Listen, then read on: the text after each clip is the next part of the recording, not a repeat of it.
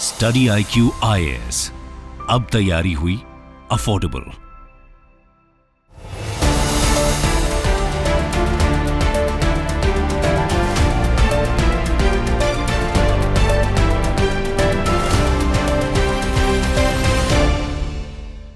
Hello and welcome to study IQ। My name is Amrit Upadhyay. आप देख रहे हैं daily news report for UPSC. Let's start this bulletin with the headline. Economics के Nobel prize की हुई announcement. 10 दिसंबर को दिए जाएंगे नोबेल प्राइजेस। सोशल इंस्टीट्यूशंस के रोल पर रिसर्च के लिए दिया गया है नोबेल। SCO की मीटिंग को होस्ट कर रहा है Pakistan. External affairs minister S Jaishankar कर रहे हैं अटेंड। इमरान खान की पार्टी ने प्रोटेस्ट करने की दी धमकी।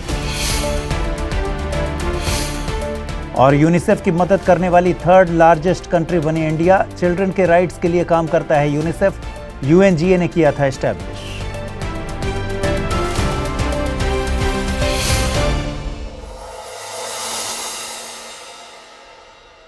(2024) के लिए इकोनॉमी के नोबेल प्राइज की अनाउंसमेंट कर दी गई है। It is officially called the Sveriges Riksbank prize in economic sciences in memory of Alfred Nobel.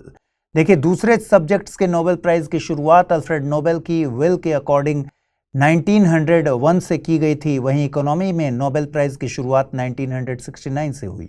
इसे 1968 में स्वीडन की सेंट्रल बैंक द्वारा इंस्टीट्यूट किया गया था।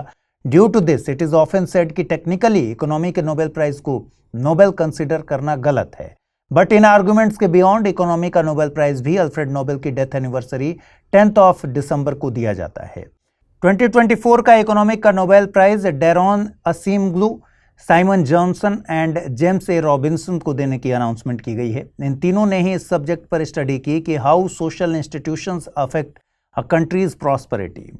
नोबेल कमेटी के अकॉर्डिंग ऐसी सोसाइटीज जहां रूल ऑफ लॉ वीक होता है एंड इंस्टीट्यूशंस भी स्ट्रांग नहीं होते, वहां पर पब्लिक का एक्सप्लॉयटेशन होता है एंड ग्रोथ या पॉजिटिव चेंज देखने को नहीं मिलता। इन विनर्स की स्टडी ने ये एक्सप्लेन करने में हेल्प की है कि ऐसा होता क्यों है। उनके स्टडी के according democracy and inclusive institutions को सपोर्ट करने के लिए काम करना इकोनॉमिक डेवलपमेंट को प्रमोट करने का एक इंपॉर्टेंट वे है। चाइना के द्वारा बॉर्डर रीजन्स में होने वाले आर्बिट्रेरी एक्शंस के बाद अब ट्रेड के तरीकों पर भी क्वेश्चंस रेज हो रहे हैं। इंडिया एंड USA तो काफी समय से चाइना द्वारा अडॉप्ट की जा रही डंपिंग स्ट्रेटजी को लेकर क्वेश्चंस रेज करते रहे हैं। अब ये क्वेश्चन रेज किया है इंडोनेशिया ने, और न सिर्फ क्वेश्चन रेज किया है, इनफैक्ट एप्पल और गूगल जैसी बड़ी कंपनी से हेल्प भी मांगी है। देखिए, चाइना की एक ई-कॉमर्स कंपनी है टेमू। इंडोनेशिया ने गूगल एंड एप्पल से अपने ऐप स्टोर से इंडोनेशिया में इसके ऐप को ब्लॉक करने की डिमांड रेज की है। मतलब ये कि जब इंडोनेशिया के लोगों के फोन्स और टैबलेट्स में ये ऐप डाउनलोड ही नहीं होगा, then they will not be able to use it. अब यहाँ क्वेश्चन ये रेज होता है कि इंडोनेशिया को आखिर चाइना से प्रॉब्लम क्या है। एक्चुअली प्रॉब्लम है टेमू द्वारा अडॉप्ट की जा रही बिजनेस स्ट्रेटजी। टेमू के बिजनेस मॉडल में चाइना की फैक्ट्रीज द्वारा लार्ज स्केल पर गुड्स को लो प्राइसेस में डायरेक्टली कस्टमर्स तक डिलीवर किया जाता है। टेमू के ऐसे पार्सल्स कई कंट्रीज के कस्टमर्स तक डायरेक्टली डिलीवर हो रहे हैं। इस बिजनेस मॉडल से इंडोनेशिया को अपने यहाँ के स्मॉल एंड मीडियम एंटरप्राइजेस पर थ्रेट दिख रहा है। Apart from this, Indonesia Temu द्वारा लोकल ई-कॉमर्स में किए जा रहे इन्वेस्टमेंट को भी ब्लॉक करने की तैयारी में है। मोरओवर, इंडोनेशिया चाइना के शॉपिंग ऐप शीन को भी ब्लॉक करने की तैयारी में है। Indonesia had blocked TikTok last year. You should know कि इंडोनेशिया इक्वेटर पर लोकेटेड एक कंट्री है। It is made up of several thousand islands. इसे मेनली 4 ग्रुप्स में डिवाइड किया जाता है: greater Sunda islands, lesser Sunda islands, Moluccas islands and New Guinea. इन ग्रुप्स में इसके कुछ इंपॉर्टेंट आइलैंड्स शामिल हैं। The greater Sunda islands include Indonesia's largest islands Sumatra, Java, Borneo and Sulawesi. Indonesia अपने borders Papua New Guinea, Malaysia and Timor Leste के साथ share करता है। इन दिनों SCO यानी Shanghai cooperation organisation constantly news में है। एक्चुअली SCO की 23rd heads of government conference Pakistan के इस्लामाबाद में 15 अक्टूबर से 16 अक्टूबर के बीच ऑर्गेनाइज होगी। External affairs minister S Jaishankar India की तरफ से इस कॉन्फ्रेंस को अटेंड करने जा रहे हैं। उनके डिपार्चर की न्यूज के बाद से ही कॉन्स्टेंटली स्पेकुलेट किया जा रहा है कि मे भी दोनों कंट्रीज के बीच बायलैटरल टॉक्स हो सकती हैं। बट इस तरह के स्पेकुलेशंस को खुद external affairs minister S Jaishankar ने अपने स्टेटमेंट में डिनाई कर दिया। उनके अकॉर्डिंग वे एससीओ कॉन्फ्रेंस अटेंड करने के पर्पज से जा रहे हैं, न कि किसी के साथ बायलैटरल टॉक करने। एससीओ कॉन्फ्रेंस पाकिस्तान में ऑर्गेनाइज होने जा रही है और because of this reason security arrangements को लेकर भी ये हेडलाइंस में है। सिक्योरिटी अरेंजमेंट्स को लेकर पाकिस्तान में अलर्ट भी इशू किया गया है। इंटरनल लेवल पर पाकिस्तान के इश्यूज तो सिक्योरिटी के लिए थ्रेट है ही। On the other hand Pakistan की पॉलिटिकल पार्टी तहरीक-ए-इंसाफ ने 15 अक्टूबर को प्रोटेस्ट करने की अनाउंसमेंट भी की है। तहरीक-ए-इंसाफ के लीडर हैं इमरान खान, जो कि जेल में हैं, और पार्टी का कहना है कि उन्हें अपनी फैमिली, लॉयर और डॉक्टर से मिलने की परमिशन नहीं दी जा रही है। इनकी डिमांड है कि ये परमिशन दी जाए। Due to this protests are being called in Pakistan. Pakistan में इसे पॉलिटिकल टेररिज्म का नाम दिया जा रहा है। Now we will try to understand some basic things about SCO. SCO यानी शंघाई कोऑपरेशन ऑर्गेनाइजेशन एक permanent international inter governmental organisation है। इसे 15 जून 2001 को Kazakhstan, China, Kyrgyzstan, Russia, Tajikistan and Uzbekistan के द्वारा एस्टैब्लिश किया गया था। अपार्ट फ्रॉम उज्बेकिस्तान, बाकी की कंट्रीज इससे पहले शंघाई 5 के मेंबर्स थीं। इसका सेक्रेटेरिएट बीजिंग में लोकेटेड है। एससीओ में heads of state council highest decision making level की बॉडी है। इसी की कॉन्फ्रेंस पाकिस्तान में ऑर्गेनाइज हो रही है। Another important body, committee of the regional anti terrorist structure RATS, is located in Tashkent, Uzbekistan. SCO का पर्पस मेंबर्स के बीच म्यूचुअल ट्रस्ट को स्ट्रेंथन करना है, साथ ही energy, transport, tourism, environmental protection etcetera issues पर कोऑपरेशन को डेवलप करना है। करंटली इसमें टोटल 10 कंट्रीज हैं जिनके पास फुल मेंबर का स्टेटस है। These include Kazakhstan, China, Kyrgyzstan, Russia, Tajikistan, Uzbekistan, India, Pakistan, Iran and Belarus. India and Pakistan दोनों को इसकी मेंबरशिप जून 2017 में मिली। ईरान के पास पहले ऑब्जर्वर स्टेट का स्टेटस था। 2023 में इंडिया में हुई कॉन्फ्रेंस में ईरान ने फुल मेंबर के रूप में पार्टिसिपेट किया। वहीं बेलारूस को कजाकिस्तान में हुई कॉन्फ्रेंस में फुल मेंबर का स्टेटस दिया गया है। पीएम गति शक्ति नेशनल मास्टर प्लान को 3 इयर्स कंप्लीट हो गए हैं। इस प्लान को गवर्नमेंट ने 13 अक्टूबर 2021 को वेरियस इकोनॉमिक सेक्टर्स को मल्टी मोडल कनेक्टिविटी प्रोवाइड करने के एम से लॉन्च किया था। 3 इयर्स कंप्लीट होने के ओकेजन पर प्राइम मिनिस्टर नरेंद्र मोदी ने न्यू दिल्ली में लोकेटेड भारत मंडपम में सरप्राइज विजिट किया, जहां उन्होंने गति शक्ति अनुभूति केंद्र में गति शक्ति प्लान के अचीवमेंट्स भी देखे। PM Gati Shakti plan sustainable development and economic growth को लेकर एक अप्रोच है। It is based on 7 engines. इन 7 इंजन्स में railways, roads, ports, waterways, airports, mass transport and logistics infrastructure शामिल है। इस स्कीम के तहत गवर्नमेंट की इन सभी सेक्टर्स में चल रही डिफरेंट स्कीम्स को एक कॉमन विजन एंड प्लेटफॉर्म पर लाने का अटेम्प्ट किया गया है। अभी रोड सेक्टर में भारत माला प्रोजेक्ट है, ऐसे ही वाटरवेज में सागर माला प्रोजेक्ट। सिमिलरली एयर ट्रांसपोर्ट में उड़ान स्कीम इज बीइंग इम्प्लीमेंटेड। इन सभी इंफ्रास्ट्रक्चरल स्कीम्स को एक विजन एंड कॉम्प्रिहेंसिव अप्रोच के साथ एक पेज पर लाया गया है। एक डिजिटल प्लेटफॉर्म के थ्रू गवर्नमेंट के हर डिपार्टमेंट के पास रियल टाइम मॉनिटरिंग की फैसिलिटी भी है। गति शक्ति ऑनलाइन पोर्टल पर जियो स्पाशियल डेटा अवेलेबल है, जिसके थ्रू चाहे रोड हो या वाटरवेज हो, हर सेक्टर की प्लानिंग ईजी हो गई है।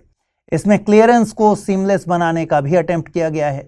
Technology is at the centre of PM Gati शक्ति मास्टर प्लान। इसमें जीआईएस यानी geographic information systems and real time data ने बड़े इंफ्रास्ट्रक्चर प्रोजेक्ट्स को लेकर इंडिया के अप्रोच को ही चेंज कर दिया। पहले किसी बड़े प्रोजेक्ट को लेकर यह माना जाता था कि अगर आज फाउंडेशन रखी गई है तो अब कई सालों के बाद ही प्रोजेक्ट कंप्लीट होगा, but real time data has changed things. अब किस डिपार्टमेंट की कहां तक प्रोग्रेस हुई है या किस डिपार्टमेंट में किस रीजन से चीजें डिले हो रही हैं, इन सब की रियल टाइम इंफॉर्मेशन पोर्टल पर अवेलेबल है।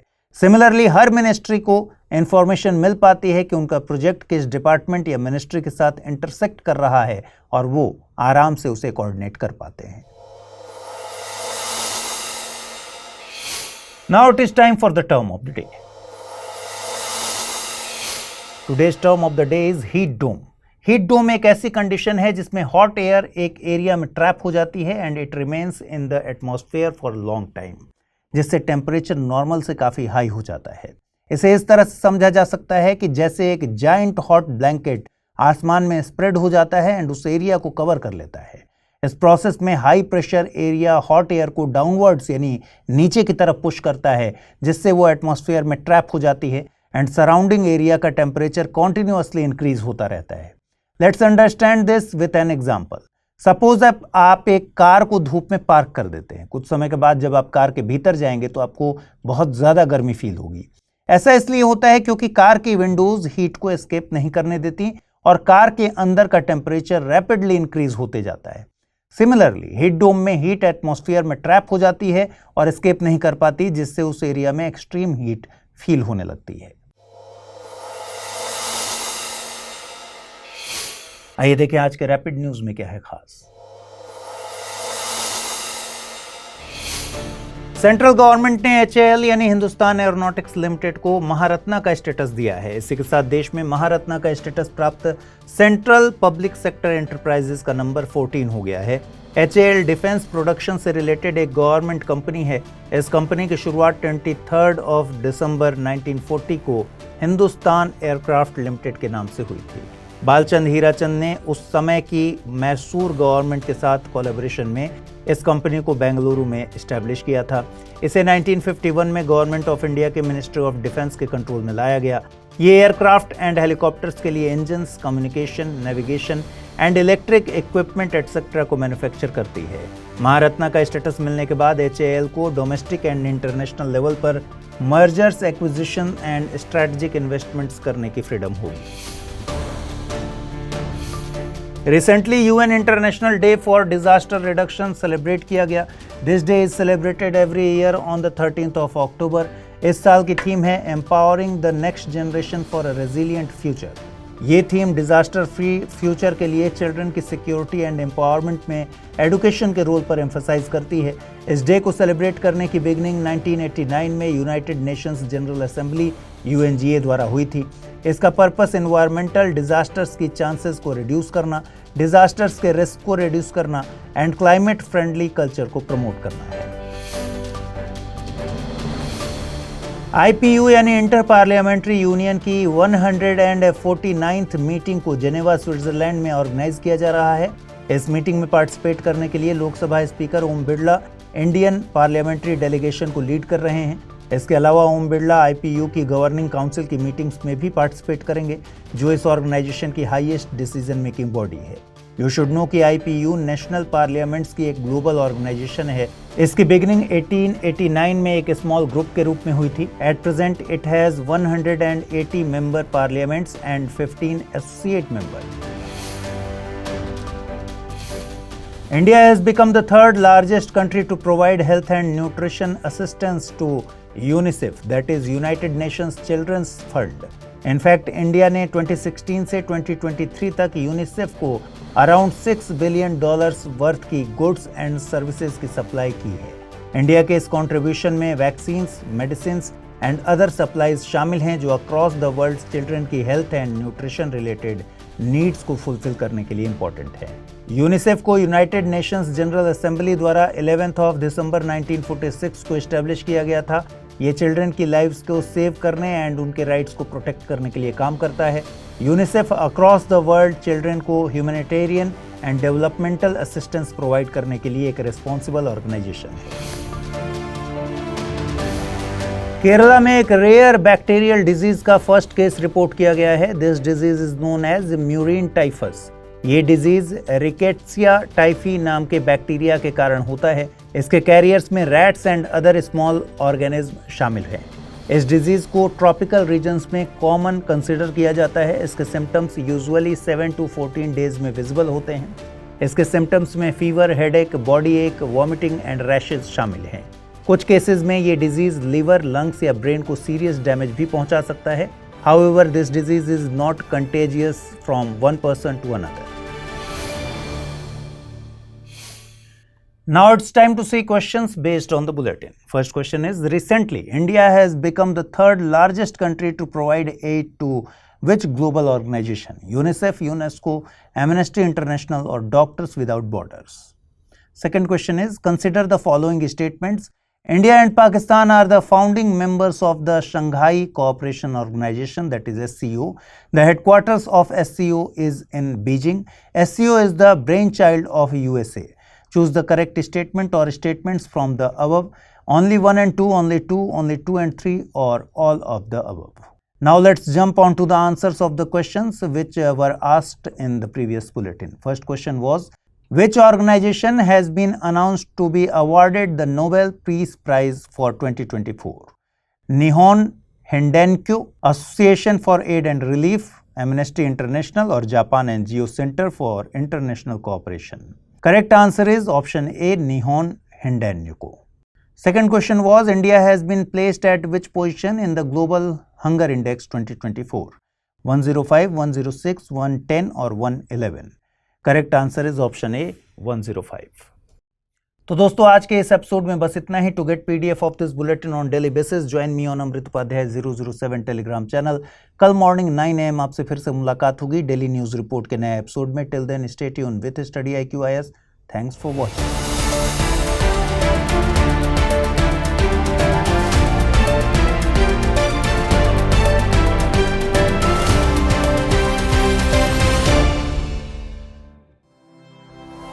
स्टडी IQ IAS अब तैयारी हुई अफोर्डेबल।